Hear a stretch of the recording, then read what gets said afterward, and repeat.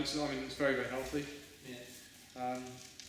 But yes, it needs a new pot. Would be correct. In terms of the style, are you happy with it? It's not made today, it's a today that actually has Parkinson's disease. Okay. And he's not able to work on his trees now. Fair enough. You know, so most of his trees are just that I thought there was last way. Okay, right, well let's put that to one side and we'll talk about Scots in general. Who's this? Okay, can you tell us anything interesting about it very quickly?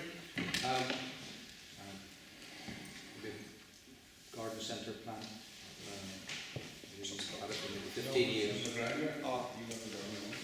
Okay, right. Forget about Scots for a minute. This is not Scots. We haven't started really, just proved it. Roots on one side died, maybe the potting compost wasn't correct. So it's just one-sided as far as the roots are concerned. Yeah. Okay, well one of the big things that we should be looking at now at this time of year with our pines is to try to balance up some of the growth and to kind of force back budding a little bit. As the tree sort of comes towards the end of the year, what it's looking at doing is storing a lot of its energy both in the roots and also in the buds. So it's going to start growing roots at this point, this time of year. Okay, and it's also going to start setting buds all over the place.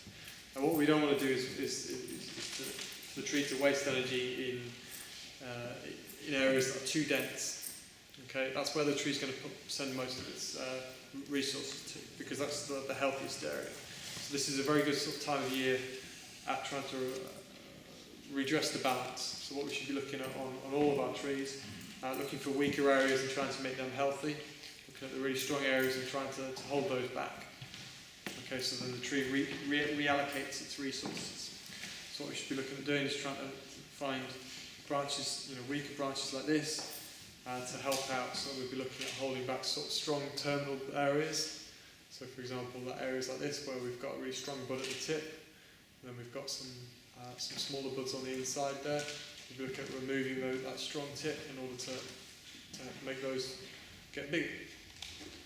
Right, so those buds behind it will then start to swell and start to grow a little bit more because we've removed the restricting influence of that terminal bud. Right, we all remember about auxins and the role they play in restricting side growth, so we should be looking at sort of pruning those back at this time of year in order to make the side shoots a little bit healthier. Then next year they're going to grow on and we're going to have a structure which is more conducive to being created into a good bonsai. Okay, so let's look at pruning back where possible, sort of strong areas like from here. Right, we've got a good strong shoot behind there, so perhaps look at removing that one. Okay, and by removing that one, those two there we're going to strengthen up. Okay. Other things that we can do is perhaps remove some of the in areas where we can't cut back too much, start to look to remove some of the needles on the stronger areas. Okay. Right, in terms of styling this tree, it's been styled very well. There's nothing really dramatically different that needs to be done other than to build up ramification and density. Right, so every time you look at approaching this tree, what you should be looking at is how can I improve that? How can I increase the density? How can I get it to backbud? Okay, so how do we get it to the backbud? We fertilise it very well towards the end of the year. Okay, and then we look at taking off those terminal buds at the end. Okay, so this is a very, very important time of the year for you to be doing that. Right, so fertilise it heavily with high PK fertiliser, and also things like seaweed extract, things that have got plant hormones in them, because that helps to stimulate bud production. How long would you feed it for? How long? I should have been sort of fertilising it from, doing that for the last month at least, and I would say until the average temperature drops below about 12 degrees, which was today. So, until today. It's still going to be active, and there's still going to be activity in the roots, and you know, for probably about another month, touch wood, assuming that we don't get really cold. So probably about another good month, you should be doing that. Okay. So Is any suggestion about the one-sided roots? Can you see that if you rock it a bit, you can see that the roots are dead on one side, the side towards you, I think. I can't see anything because of all this weed. So that's the other thing you should do is look again into a bonsai pot, something that's a little bit more conducive to bonsai growth. Very, very poor drainage with this. Okay. And so pines need good drainage. They need good, well, not good drainage. They need good aeration. So we need to get more oxygen into the soil. Okay, so we can try and get this into a better growing medium, better growing conditions, and you will definitely see an improvement on the backwood and stuff. If you can keep a tree this healthy in this poor soil and pot, then if you put it into something proper, then you should be racing away. So get on with that. Okay.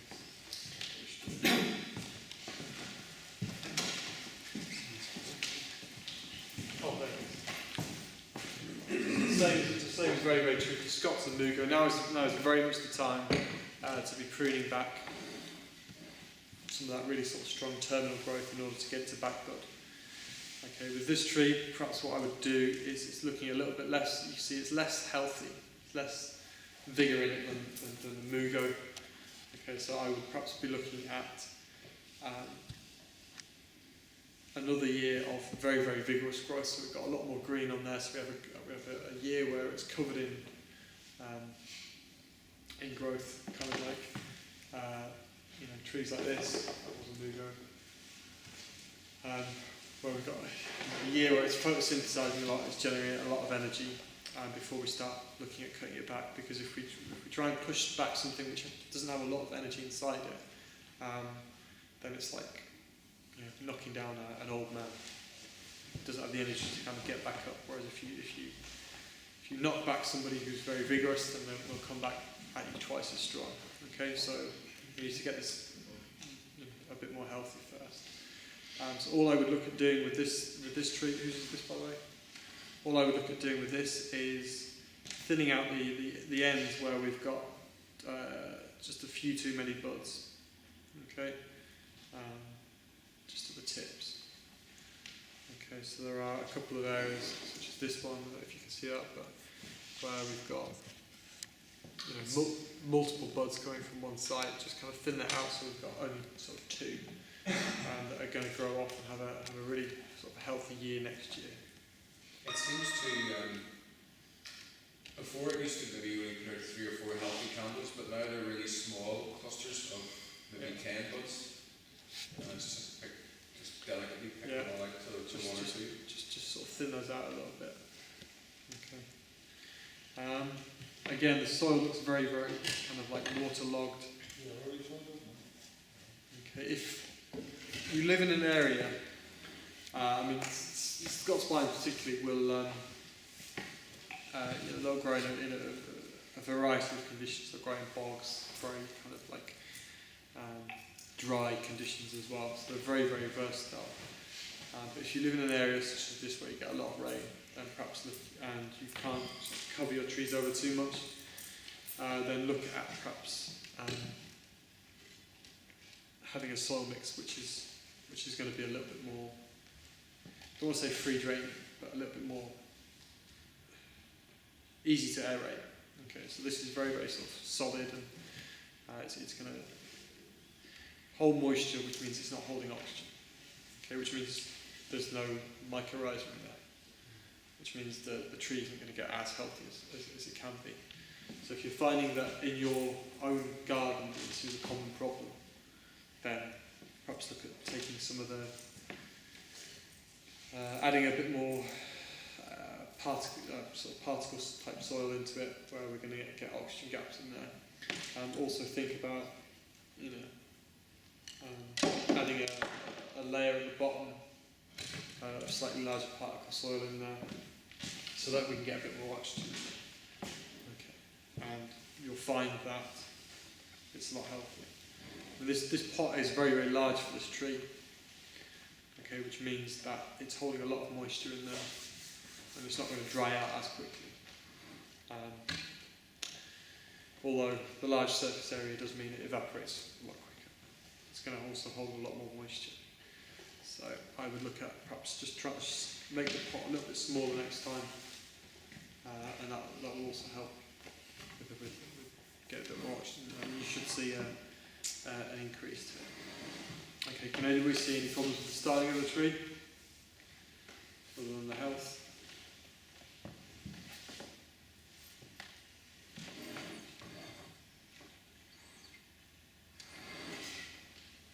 There's a lot on it. There's a lot on it. It would be nice. There's loads of movement with the trunk coming up there. It would be nice way to make a bit more plunging. This branch coming off, I mean, I don't want to say coming off the inside of the trunk, therefore it must be removed, but really, we've got this really kind of like nice trunk movement. You know, good tapers in the trunk as well, but that's kind of being a bit destroyed by having that branch in there, so perhaps we could either look at moving this one or removing it entirely. And if we take that off, remove that branch there, then we get to highlight the trunk movement, which is the kind of the biggest character point of that tree. And that's perhaps one.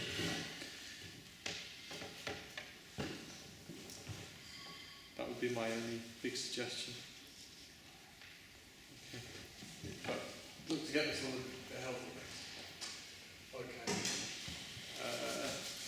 So when we've got a very, very healthy tree like this, what do we do? Okay, so when you take this back, or if the guy can't work on it himself, then we should be looking at trying to hold back some of this really sort of strong bushy growth in here. Quite often when you can't work on the trees, they get super healthy. That should be a lesson to us. Sometimes perhaps we overwork our trees a little bit too much, and those trees that get left alone but are given sufficient food and water seem to actually grow really, really well. So if you are a person who fiddles around with their trees too much, learn from that. Sometimes they just should be left alone. But if they get left alone too much, then they grow into the trees that are not suitable for bonsai, and then they just grow as nature intended. Okay, so what we should be looking at here is definitely getting rid of some of this sort of strong sort of terminal growth in there, and keeping those internal buds, which we've got plenty of. Okay, see all those buds on the inside, there's thousands of them on the inside. Keeping those strong and healthy by pruning off those terminal buds. So we definitely get a new pot